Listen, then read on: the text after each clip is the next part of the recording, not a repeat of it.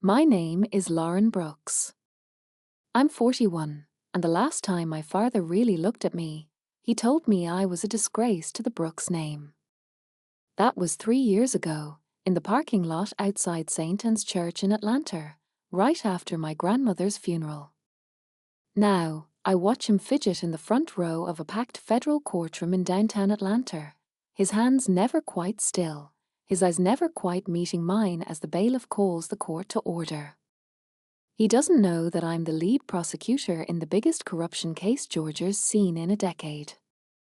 If you'd asked my family back when I was a kid, nobody would have bet that Lauren, the spare child, either a quiet one, would end up on this side of justice. Growing up as a Brooks in our corner of Georgia meant something. My father, Colonel Ernest Brooks, was a decorated Air Force officer who seemed to command respect everywhere he went. Church, the VFW, even the line at the grocery store. He wore his reputation like a shield, and people fell in line. My older brother Alex followed him into the military, just like everyone expected. Air Force Academy, then straight into Special Operations. He made captain by 29, did 2 tours in Iraq, collected medals, and a hero of stories like they were souvenirs. He was the golden boy, the pride of the family. Everything I apparently wasn't. Why can't you be more like your brother? It became the background music to my entire childhood. When Alex made varsity football, Dad bought him a new car. When I became valedictorian, the just said grades didn't matter. What mattered was character, grit, backbone. When Alex got his acceptance letter to the academy, Dad threw a backyard party with 50 people and a catered barbecue. When I got into UCLA lore, Dad just grunted and asked if I was sure I could handle the workload. The pattern never broke. Alex got the spotlight, the pride, the investment. I got the leftovers, whatever encouragement remained after Dad was done talking up my brother to anyone who'd listen. I became useful for family photos, but never quite enough for the legacy. After law school, I joined the Lapt. Not flashy enough for Dad. Paperwork and parking tickets, he said with a laugh. Real heroes do more. Alex, still in uniform, would laugh along with him. They had their little club, military men, men of action, really Brookses. And me? I wore my badge, my bulletproof vest, and tried not to let it get under my skin. The final straw came at Alex's promotion ceremony 2 years ago. Dad stood at the podium in a downtown Atlanta hotel, chest puffed out with pride, telling the room about his son's courage and dedication. This is what the Brooks name stands for, he declared, raising his glass to Alex, who looked every bit the all-American soldier in his dress blues. I sat 3 rows back, also in uniform, my own chest full of ribbons, some for service, some for things Alex would never know about. But Dad's eyes never even found me in that crowd. Afterward, relatives crowded around Alex, clapping him on the back, telling stories about when he was just a little guy. I stood alone by the dessert table, pretending to care about a tray of brownies, until my cousin Jessica drifted over. Still working the desk at the police station, she asked with a smirk. Must be nice to have such a safe job. Not everyone can be a real hero, like Alex and Uncle Ernest. I forced a polite smile and excused myself, escaping into the hallway. That night, I drove home to my apartment in Midtown, where I spent the weekend reviewing case files for a new internal affairs investigation, a colonel accused of funneling funds to fake companies. Routine work, or so I thought. But this case, as it turned out, wasn't routine at all. What started as small discrepancies, a few missing invoices, some odd wire transfers, became a network of corruption that snaked through the Atlanta PD, the city council, even some construction contracts at the base outside town. It all pointed to something much bigger, and at the center of it all, a name I knew better than any other, Colonel Ernest Brooks. That's when everything changed. I remember sitting at my kitchen table late that Sunday night. Coffee gone cold beside a stack of police reports, city budgets, and payroll logs. A part of me wanted to toss it all back in the file box and walk away, just another headache in a long list of city politics. But my instincts told me there was something rotten beneath the surface, and, honestly, I'd spent too much of my life being overlooked to let this one slip by. I started connecting dots. Equipment contracts, shell companies, personnel assignments, all tied together by a pattern of kickbox and bribes. The deeper I dug, the clearer it became. Someone powerful was orchestrating this. Someone with reach and the trust of people at every level. Then I found it, a series of encrypted payments routed through a Miami account, traced right back to the Brooks Foundation. My father's charity. I didn't sleep that night. I stared at the evidence until sunrise, wondering how much I'd missed over the years. Wondering if the man who raised me, the man who taught me to shoot, to stand up for what was right, had really been living a double life. The decision to report, it wasn't mine alone. The case quickly grew beyond my department. It was too big, too risky for local law enforcement. Soon, the FBI was involved, along with the district attorney's office. When they needed a lead investigator with access to both city and federal files, and enough a distance to seem unbiased, my name landed on the shortlist.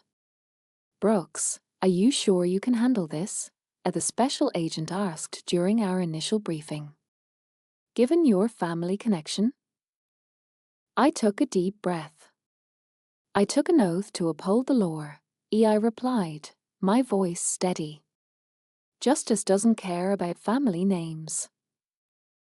For the next 6 months, my life was swallowed by the investigation. Days blurred into nights. My apartment became a war room of whiteboards, red string, and sticky notes. I worked with people I barely knew, who all watched me carefully, waiting to see if I'd flinch or fold under the weight of what we were finding. All the while, my father carried on as usual. Ribbon cuttings, charity galas, veterans' breakfasts at the American Legion. He smiled for the cameras and shook hands with city officials. He never suspected a thing. Why would he? I was just the disappointment, the afterthought, the daughter who'd never measured up. About 3 weeks before the hearing, my brother Alex called me out of the blue. His voice was tight, distracted. Dad's in some trouble, he said. There's this investigation, some overzealous detective trying to make a name. He's pretty stressed. I thought you should know.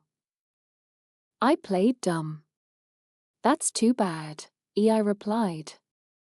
Hope it works out. Inside, my heart was racing. Alex continued, at the preliminary hearings next week. Dad's hiring a high-profile lawyer.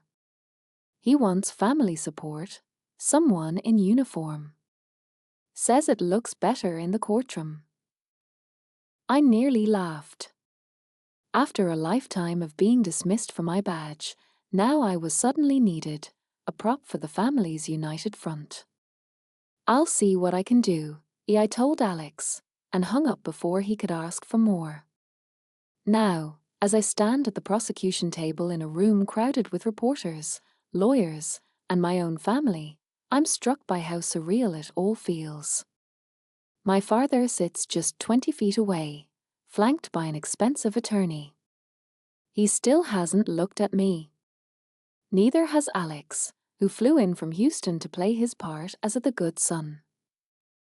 I can see them whispering with relatives, likely strategizing about how to spin this as a witch hunt.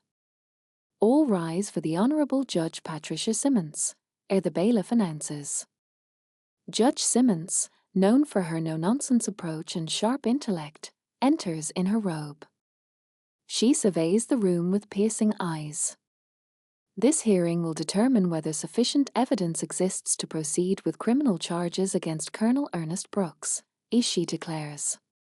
My heart pounds as I stand to present my opening statement. My badge feels heavy on my chest, a reminder of everything I've worked for, and everything I'm risking. 20 years of trying to earn my father's approval, only to find myself standing against him. Your Honor, the state will show that the defendant systematically abused his position of trust, siphoning funds meant for public good and endangering the integrity of our city. I begin, my voice unwavering. Halfway through my second sentence, I hear it, a sharp, indrawn breath from my father's table. I glance up. My father has finally turned to look at me. His face is pale, eyes wide with shock and a dawning sense of horror. Alex stares at me, jaw slack. Their lawyer is looking from me to Dad and back again, putting it together. But I don't stop. I continue outlining the charges, each accusation delivered with the cold precision of someone who's spent their whole life waiting for this moment. I name the bank accounts, the shell companies, the payments. I see family members shifting in their seats, murmuring to each other. For the first time, I see recognition in my father's eyes. Not pride. Not even anger. Just a long overdue understanding of who I am and what I've become. The moment hangs in the air, thick as Georgia's summer humidity. My father, the man who never wavered under pressure, now stares at me as if he's never seen me before. I keep my composure. It's not the first time I've had to act tougher than I felt, but it's the first time my whole family is forced to see it. From the gallery, I hear urgent whispers. My cousin Jessica, who once called me a desk cop, is frantically tapping away on her phone. Aunt Sharon is clutching her purse, glancing between my father and me, her lips pressed tight. Other relatives shuffle in their seats, finally understanding why I'm the one standing at the front, not sitting in the back row like an extra in a family photo. When I finish, Judge Simmons nods. Thank you, Detective Brooks. Defense, your opening statement. Dad's attorney, a sharp-suited Atlanta lawyer named Carter Reynolds, stands. He tries to sound confident, standard lines about a decorated veteran and 30 years of service, but his voice falters. The evidence is overwhelming and he knows it. He wasn't expecting this, not a junior investigator looking for a quick win, but a police detective with a lifetime of motivation and a folder full of classified documents. As the defense speaks, I make brief eye contact with my father. For the first time in my life, he looks at me not as the spare child, not as the disappointment, but as someone worthy of his full attention. I wish I could say it feels triumphant, but mostly it feels heavy. I spent decades longing for this recognition, never imagining it would come with both of us sitting on opposite sides of the law. Court recesses for a break. Alex approaches me at the prosecution table, his military posture slipping as he fidgets with his cap. Lauren, what the hell is going on? His voice is barely above a whisper. He looks pale, his hands shaking just enough to notice. I take a steadying breath. Justice. Alex. Finally. He leans closer. You can't do this to the family. I close my file, meeting his eyes directly. The family did this to themselves. I'm just doing my job. He wants to argue, but the judge returns and we all return to our roles. The rest of the hearing passes in a blur. Witness testimony, evidence, legal arguments. Every piece fits perfectly, painting a picture of long-standing corruption that reaches further than I'd ever imagined. At one point, I catch myself scanning the gallery, and for a split second, I almost hope someone will stand up and defend Dad, claim it's all a misunderstanding. But no one does. Judge Simmons is decisive. The court finds sufficient evidence to proceed. The defendant will remain on supervised release pending trial. If convicted, the sentence could include removal from service and federal prison time. The gavels strike echoes in my head. As the courtroom empties, I'm left packing my briefcase in silence. Family members avert their eyes. Cousins who never bothered to remember my birthday now can't look me in the face.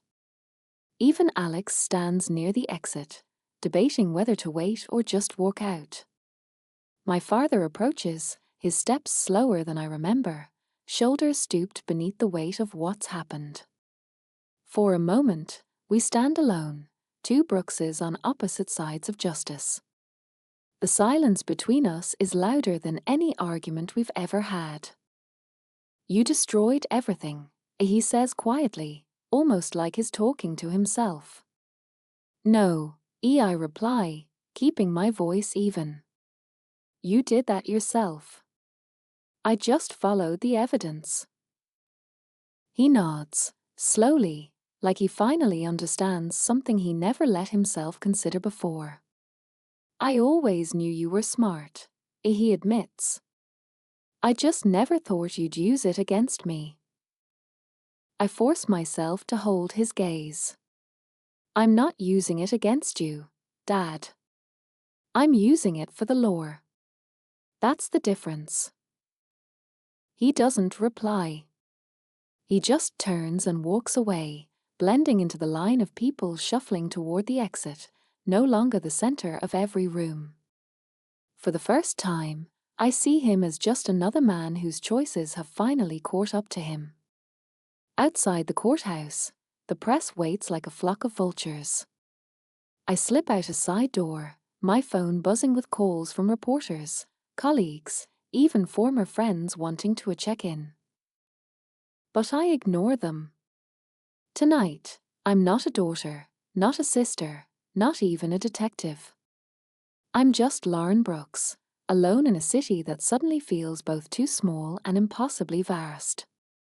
But beneath the exhaustion and regret, there's a thin vein of something I can't ignore: relief. For the first time, I'm not invisible. I did what I knew was right, no matter how much it hurt. That night, Atlanta feels heavier than ever. Neon lights smear the wet sidewalks, and I walk for blocks before I realize I'm still in my uniform, badge and all, drawing glances from passers-by. I stop for takeout at a quiet diner near Piedmont Park, just needing a few moments to breathe somewhere nobody knows my name. As I sit by the window, watching rain slide down the glass, my phone vibrates again and again. Texts from coworkers: "Proud of you." "Tough day, Brooks. If you need to talk, call." A few are less kind. One anonymous message reads, How could you do that to your own family?" I ignore them all. Instead, I think about my childhood, the crowded dinners, Dad at the head of the table, Alex the golden boy, me in my soccer uniform or police explorer gear, waiting for a compliment that rarely came. I remember Dad's voice, always louder when he was disappointed, always quick to remind me of what a real Brookses do. I remember the family camping trips to Lake Lanny, Dad teaching Alex to fish, while I trailed behind, picking up discarded bait cans, half invisible. I always told myself it didn't matter. That someday, I'd build a life so different and so strong, his approval wouldn't mean a thing. But sitting in that diner, alone and exhausted, I realize I'm still mourning a version of my father I wish had existed. One who would have been proud of me, even for doing the hard thing. The next morning, I wake up early, throw on jeans and a Braves hoodie, and head straight to the station. No one says much as I walk in. There's a new respect in the air, but also a strange tension, as if everyone's waiting to see how I'll handle myself now that my family's name is headline news. By noon, the case is already dominating local broadcasts. Every channel is talking about the Brooks scandal, the decorated war hero facing federal charges, the daughter who brought him down. The phone rings off the hook. Some calls are from journalists, some are from old high school classmates I barely remember. One is from the city's mayor, who says, "A thank you for having the courage to do your job, detective. We need more like you." Another is from a woman whose own father was once railroaded by a corrupt cop. "You did the right thing," as she says, voice shaky. "No matter what anyone else tells you." After lunch, Internal Affairs pulls me aside. They want to know if I need protection, if I've received threats. People get emotional about family, and my captain says. Sometimes they lash out. I shrug.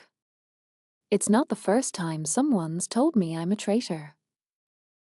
He gives me a long look. That's not what you are, Brooks. You did your duty.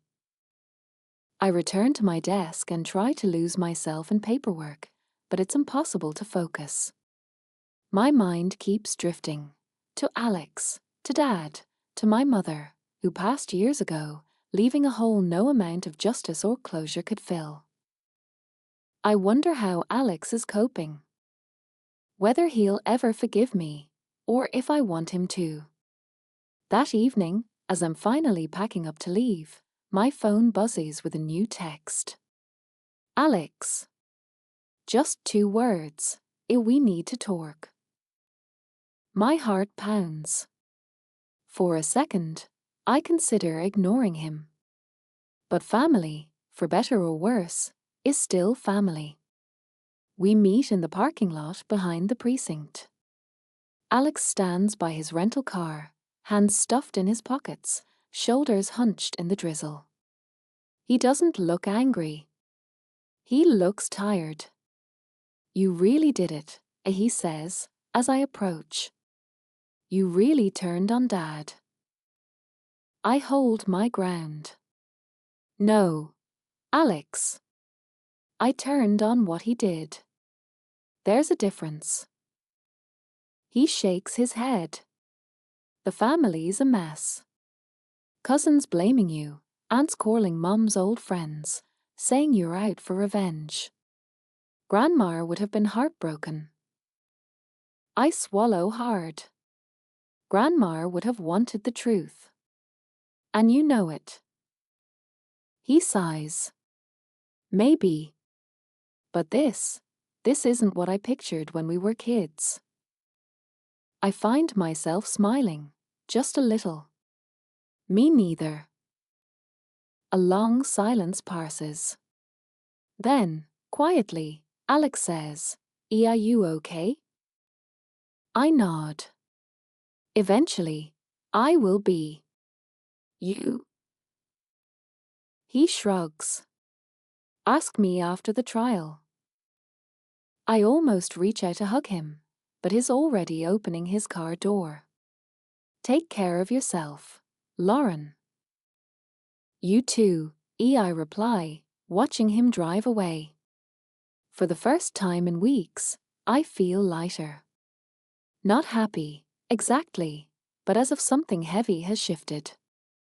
Maybe, I think, this is what healing starts to look like, not as some grand, triumphant moment, but in these small, awkward steps toward honesty. The next few weeks pass in a strange blur. Atlanta is in late fall now, leaves crunching underfoot as the city adjusts to colder weather and hotter headlines. I keep my routine as normal as possible. Early morning runs along the Beltline, coffee from my favorite corner cafe, long hours at the precinct buried in paperwork. But nothing is truly normal anymore. My father's indictment makes the news almost every night. The details come out in pieces: shell companies, contracts awarded to friends, money funneled through fake charities. My name is in the story, too, sometimes as a brave whistleblower, sometimes as the daughter who took down her own father. At the grocery store, someone gives me a sympathetic nod. At the dry cleaners, a man mutters a traitor under his breath. I never know what reaction I'll get. Inside the department, the mood has changed. I feel respected, but also watched. Some officers keep their distance, uncertain whether to offer support or steer clear. A few colleagues tell me they're proud, others just avoid eye contact. I focus on my work, on the facts, on the promise I made to myself years ago, to do the job the right way, no matter who stood in the way. At home, the silence is different now. I call it peace, but sometimes it feels more like loneliness. The apartment that once felt safe now echoes at night. I try new recipes, rearrange the living room furniture, binge-watch old sitcoms, but the world outside seeps in, no matter how hard I try to keep it out. One Friday, just as I'm about to leave for work, there's a knock at my door. It's my Aunt Sharon, holding a bag of groceries and looking uncertain. "I thought you might not be eating right," as she says, stepping inside before I can protest. She sets the bag on the counter, then takes a long look at me, the first real look since the trial started. "You did what you had to do," she says finally. "Not everyone has the guts." I nod, grateful for the kindness. She tells me the family is struggling, cousins fighting, some refusing to talk to each other, old grudges bubbling up as everyone picks sides. "You know, your dad wasn't always this way," as she adds softly. "He used to stand up for the little guy. Somewhere along the line, he forgot why he wore that uniform in the first place." That night, I think about her words. I remember being 7 years old, standing in the backyard with Dad as he taught me how to ride a bike. I remember him catching me when I fell, brushing the dirt from my knees. "Brooks, don't give up," he said. "We get back up and keep going." The memory feels so distant it's almost from another life. The next week, the DA's office calls me in to prepare for trial. It's a whirlwind of legal strategy, witness prep, security briefings. The prosecution team is sharp, focused, but they keep checking to see if I'm holding up, as if I might break. I don't. I'm too far past breaking to worry about that now. Every night, I review the case. Every morning, I remind myself why I did this. Not for revenge, not for recognition, but because someone had to draw the line. If the Brooks name means anything now, I want it to mean justice. Then, one afternoon, I get an unexpected visitor at the precinct, Jenny, the cousin who once called my job a safe. She waits awkwardly outside the bullpen, clutching her purse. "Lauren," as she says, voice trembling, "I'm sorry. I said things I shouldn't have." "We all did." I nod, surprised at how little anger I feel. "Thank you," I say. "That means a lot." She hesitates. "If you need anything, if the family gets out of line, let me know. I'll handle it." It's not forgiveness, not exactly. But it's something. The weeks drag on. My father's trial date is set for mid-November. The city's attention shifts between scandal and sports, but for me, time crawls. I visit Mom's grave on a quiet Saturday, bringing sunflowers, her favorite. I talk to her for a while, telling her about everything that's happened, wishing she could see me now. As I leave, I realize I'm not crying. I'm not angry. I'm just tired. But it's a good kind of tired. The kind that comes from doing the hardest thing and knowing you didn't walk away. Trial season in Atlanta is always tense, but this one feels different. Even the city seems to move slower, as if everyone's waiting for a verdict before life can resume. The Brooks case has become a litmus test for the city's sense of justice. For some, proof that no one is above the law. For others, a betrayal so personal it borders on sacrilege. Jury selection takes days. Every candidate is questioned not just about bias, but about what the Brooks name means to them. Some are eager to serve, hungry for a brush with scandal. Others beg off, unwilling to get caught in the crossfire of local gossip and news crews. Every morning, the courthouse steps are mobbed by reporters and protesters. Some wave support our veterans' assigns, others call for reform, for truth, for accountability. Inside, the air is thick with anticipation. I take my seat behind the prosecution table, notes organized, nerves bundled tight in my stomach. My team surrounds me, but I've never felt more alone. I'm not just a detective now. I'm a witness, the catalyst, the reason this whole case exists. The DA, a shrewd woman named Natalie Harmon, leads the prosecution. She's sharp, unflinching, and somehow manages to treat me both as a peer and as someone who needs protecting. Remember, as she says before opening statements, you did your job. That's all anyone can ask. Dad enters the courtroom each day with his lawyer, trying to look dignified. Alex is there too, sitting quietly near the back, not wearing his uniform, not taking sides. Most of the family has stopped showing up. The press fixates on every facial expression, every whispered word. I keep my gaze forward. The trial unfolds in relentless detail. Financial analysts describe complicated schemes in terms simple enough for a jury to grasp.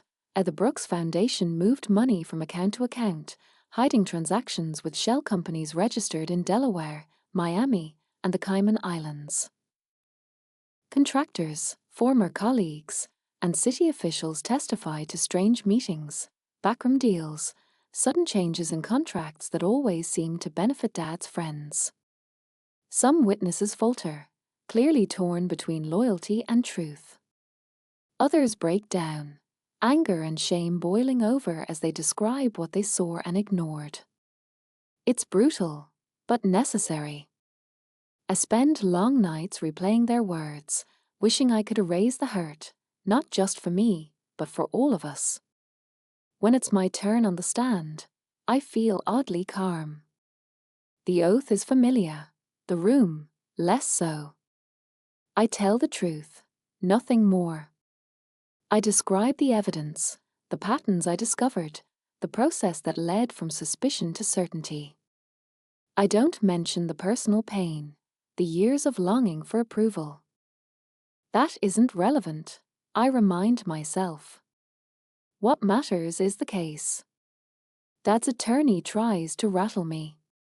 Detective Brooks, wouldn't you say your family history gave you motive to fabricate evidence? That you acted out of resentment, not justice? I meet his eyes. No, sir.